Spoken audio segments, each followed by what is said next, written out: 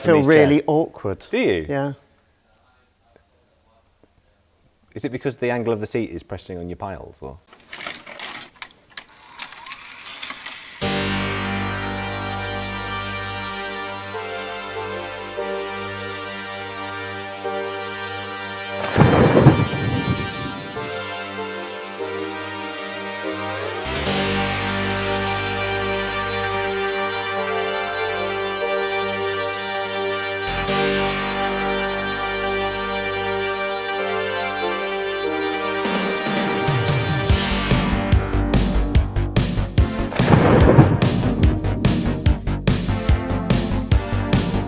I'm Johnny May, this is Paul Cowland, and today we're at Kaaimans International for another episode of Meet Your Heroes.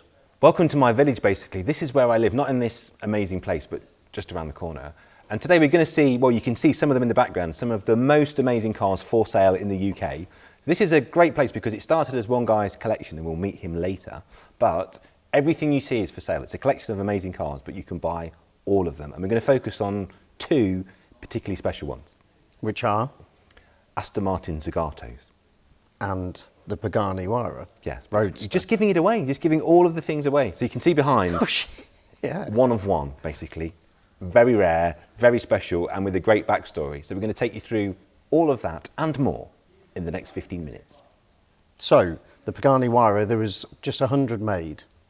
Why is this one of one? Because Ian, who you're going to meet later, had a very clear vision of what he wanted. Now, Ian comes from a very interesting background. I'm not going to spoil the story, but basically the design cues and the theme for that car come from the most unlikely place you could ever imagine. It's actually a really random. It's really random, but it's really quite cool. If you find out how Ian made his fortune and why the car looks the way it does, it all makes complete sense. But so the Huayra Roadster is the first convertible version of a coupe that's actually lighter than the coupe, because there's always added weight, isn't there, from doing a roadster and having all the mechanicals in there adds weight, but that's, I can't remember how much it is. I haven't got all those geeky You can see how well we've prepped for this, can't you? Yeah. You can see the level of professionalism. Do you know? I don't. Okay, well there you You're go. the facts and stats man, aren't you? Am I? I'm here for the viewer, representing, asking the questions that the viewer wants to know. Okay. And you're meant to fill in the details as the professional car Okay, salesman. I'm just going to go with 1,280 kilograms, is that right? That's a lot. Yes, big fat ton. 1,280, it's lighter. Okay, that's all we need to know. But how much is the other one? 13 something, I don't know. Make it up, Johnny. Make it up. Yeah, it's a bit lighter. But so these use the Mercedes AMG engine, don't they? Yeah, they do. So the Pagani went to Mercedes and said, we want our own specific engine. And it is probably one of the best V12s you'll ever see. One of the specifications that he said was that he didn't want to have turbo lag. So it was designed in such a way to obviously deliver blistering performance, because it is a hypercar. You have sports cars, you have supercars, but that is a hypercar. And I'm going to talk to Ian later as well, because they sound amazing, don't they, off the factory floor, but this one has a bespoke exhaust which costs as much as many supercars itself as an option. So one of the things that we have done is we've left the car in situ. It's not been started today, and the importance of doing a cold start is where you get the real raucous noise before it warms up and dulls down. Because they tip in, a lot of cars sound better on cold start because they're sort of tipping more fuel in, it's a different boost setting, and they are just much louder and everything's open basically. And it makes everyone stare, doesn't it? Yeah, we want you to hear it because once it's warm it never sounds quite that leery, so we're going to do a cold start for you on that and it will be spine tingling. We did have to move, so the two Zagatos that were in here, we obviously had to move those for the camera equipment to get in, but just the same, they just go boom, don't they, and then die down. Noise. I mean, I'm hoping it gets conveyed with these amazing microphones we use, but if you don't, just go on their website, have a look, and also if you get the chance, if you're anywhere near the East Midlands, just come and see the guys. They've got a very open policy to letting people come and have a look, and just come and view these cars for yourself. They're incredible. So Kaaimans has quite easily one of the most breathtaking collections, and this is just a small part of it, but as not everyone can see, I'm sure we'll put some footage in, but there's just some astonishing. We've got a Dino, we've got Aventadors, we've got Diablo, Countach, Murcielago. Everything. It's a proper little, and we've got these chairs, look. I know. Oh la la, oh, king in the castle, king in the castle. I have a chair, I have a chair. Well, I think it's finally befitting the status that we should have within this organisation. I'm glad it's taken however many episodes to realise how we should be looked after on set. We're just missing we're missing Luger. And a small drinks table. Yeah. Should we go get some drinks?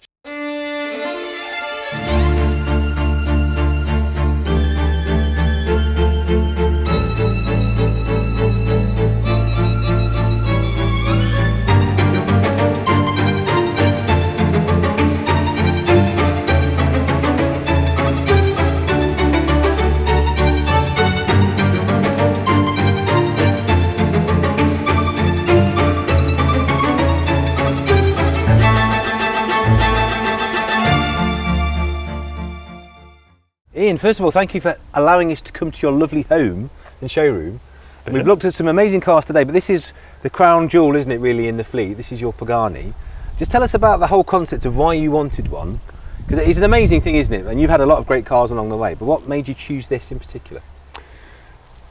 I am lucky. I've got a lot of cars, and I've driven a lot of cars, and I've owned a lot of cars, and you get to the point where what's really special, and you know, without spending a crazy amount of money, what can you get that's really special? So I kind of looked at this and the Chiron were my two kind of shall I shan't I cars. It's a nice two-car shopping list, though, isn't it? Yeah, it's a lovely problem to have. True, it is a nice problem to have.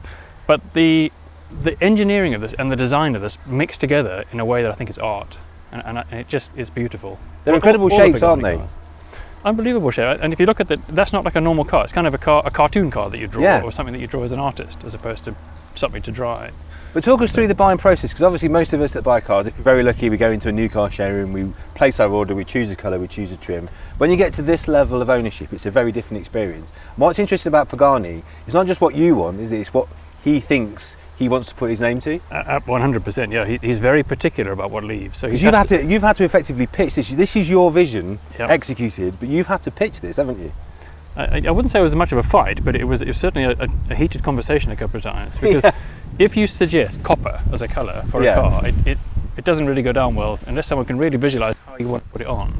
So for me, a bit of a journey to get there. I used to have an kitchen appliance company, and I wanted to make a copper oven, and I think it probably would still sell, but the design department were never on board with that. And then one day I was looking at appliances, obviously for inspiration on the oven, and I saw a toaster, which was half copper, half chrome. Can we just stop the track? So basically we're saying this colourway, this design ethos for this £3 million car. How much was the toaster in? Oh, I don't know, £100 or something. £100 toaster has inspired a £3 million car. Yeah, well the colour scheme anyway. And it started off, I was going to go copper with a lighter colour, similar to the toaster. But then when we did the renderings and everything else, and we put this colour on, the darker colour blends better. So it's a two-tone car, isn't it? All the Paganis, they look so much better with a two-tone because they've got all these sharp angles and things. It breaks up all the space, doesn't it? So to put copper on, I thought, well, that'll make it special. And also, you were saying earlier that Horatio, he likes the cars to have a lot of naked carbon. That's almost his trademark. Does, yeah. And you wanted to kind of make it, dare I say, a bit more tasteful, a little bit less obvious with what you've done. Well, carbon is a fantastic material, and they are experts, Pagani, at making carbon. They've got these beautiful autoclaves and everything. And they're very proud of that's the what carbon. He started, because when he was in his early career, he wanted Ferrari and he was working for Lamborghini. Yeah, he wanted Lamborghini to have an autoclave facility. They wouldn't. So he went off and built his own, didn't he? Which is why it all started and why he's so good with carbon. And also, if you go to the factory, they show you this process of these people with the material, how they very carefully get the weave exactly right. So they're very proud of how the carbon actually looks. I mean, it's not just because carbon it's perfectly fibre. Symmetrical, isn't it? That's the absolutely. thing. There's no imperfections anywhere. And they reject things, and they get it just right, so that all the lines are exactly right, and they're proud of it. So they want the car to showcase that. So it didn't go down very well. I said, well, I actually prefer to have the colour and have the carbon accenting the colour.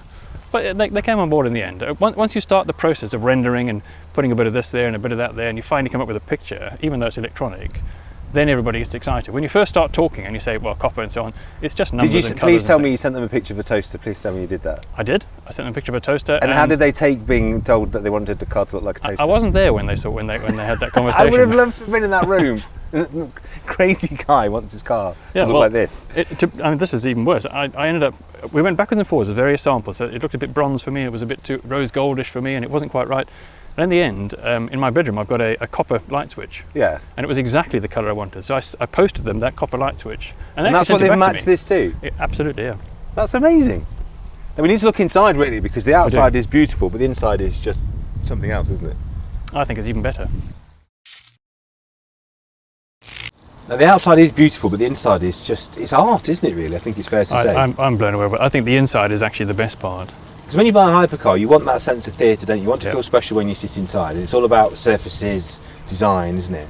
The first thing you can is that steering wheel, which is incredible. It's intimidating at first when you see it. You think, what the hell are all those buttons and things for? But what do they all do? But they're actually very tactile and very mechanical, not like touchscreens and so on, but it's actually very, very easy to understand once you sit down and think, oh, okay, that's fairly normal. But they look fantastic. And let's talk about again how you specified this, because there's a few things that really appeal to me now. You were saying earlier that when you go and order your Pagani, they insist on certain areas of the car having naked carbon. And you can kind of see why, can't you? Because when you look at stuff like this, anyone that knows anything about composites knows a compound curve like that, where you're going about 4 different directions, it's very hard to keep the weave in line and looking special. So to me, that one surface there, how that blends into all of this shut and latch area, that's incredible. You can understand why they want to show that off. I do, and I think 10 years ago, when carbon was sort of first becoming a bit more commonplace, I was blown away by it. I thought, wow. But now I'm a little bit kind of jaded by it. I think it's fantastic. I respect it a lot, but I think when you got the opportunity to go something like copper, then that's another level, isn't it? And you've got this amazing technical tour de force, but what's great about this design is they've got all these traditional nods, things like these lovely leather straps that hold both clips in place. Yeah. It's old and new, isn't it, really? Amazingly, they actually don't weather. They rain or shine, they're absolutely fine. Obviously very high grade leather, I imagine. Must be, yeah, must be. And what was your vision here? Talk us through what you went for in here. I wanted to try and get something that complemented the outside, so that's why two-toning again. So the white, it's actually called ceramic white, with the tan, and I love tan interiors. That's my favourite colour for an interior. I think tan just looks rich and and special. And then mixing it with the white, again, you do these things on a screen and you kind of think, well, that should look nice. But when it came, it was, wow, even better than I thought. And how close to your, I was going to ask you that, how close to your rendering and kind of all the visualisations you do, when this arrived and you saw it for the first time in the metal or in the carbon, was it everything you hoped for, or was it even better than that? It was, I mean, amazingly, it was better because the rendering, which I've actually got in the house, I remember saying, if it looks like that, I'll be happy. And I was nervous right up until the time we actually saw it. I thought, is that colour going to be a bit much and so on? And then it because looked I'm better. guessing as well, you pay a substantial deposit before they build this for you. They're not going to go into your bespoke colourway. Payments along the way, so pretty much by the time you're almost going to get your car, you've paid for it. Yeah, so if you don't like it, it's tough. No, you're buggered. Yeah. And are there any options you can add? What can you add to a Pagani Huayra that isn't standard? There's a couple of things. I mean, but they tend to be major things. So obviously, I've got copper dials. Yeah, so they're actually properly milled dials. The exhaust, it's a one-off exhaust. It's a race exhaust. Yeah. It's very loud, isn't it? They sound fantastic, but I want something really loud, and it's the loudest one to leave the factory. This one. It's quite an accolade, isn't it? It is, yeah.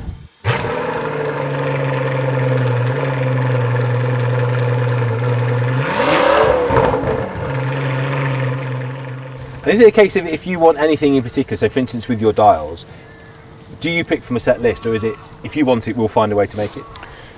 They say that, and then you have to take a deep breath when they give you the price. So it's a combination of trying to do something that's realistic.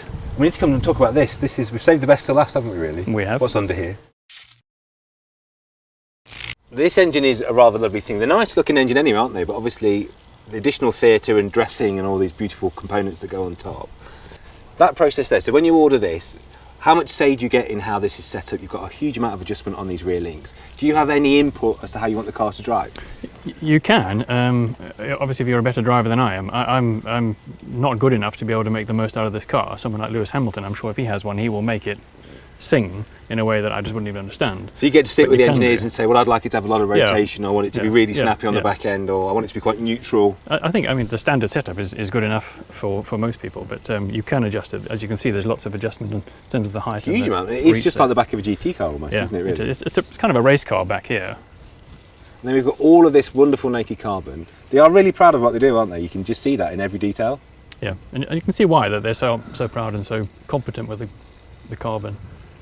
And I know it's flawless, and you sort of expect that at this price point, don't you? But you and I both know there's other cars made by other manufacturers, even up to quite a high price point. Not every single surface, not every detail is absolutely perfect. No, and if you go to the factory, they will make sure you understand that, because they take you through the carbon area and they'll show you how many things they discard because they're not perfect. So they take so much time over each weave and each laying everything down exactly right.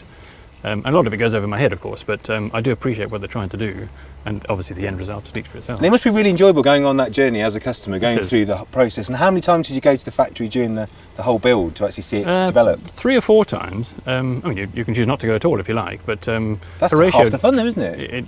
It is, yeah. And well, I think you understand a bit more about the creation that you're making as opposed to just a car coming off a production line. But it's a wonderful thing. Thank you so much for showing it to us. Pleasure, real pleasure. Well, I hope you enjoyed that journey through what makes a Pagani Huayra. It's fascinating. And if you want to find out more of the amazing cars they've got here at Kaaimans International, like, subscribe, leave a comment, and we'll give you some more.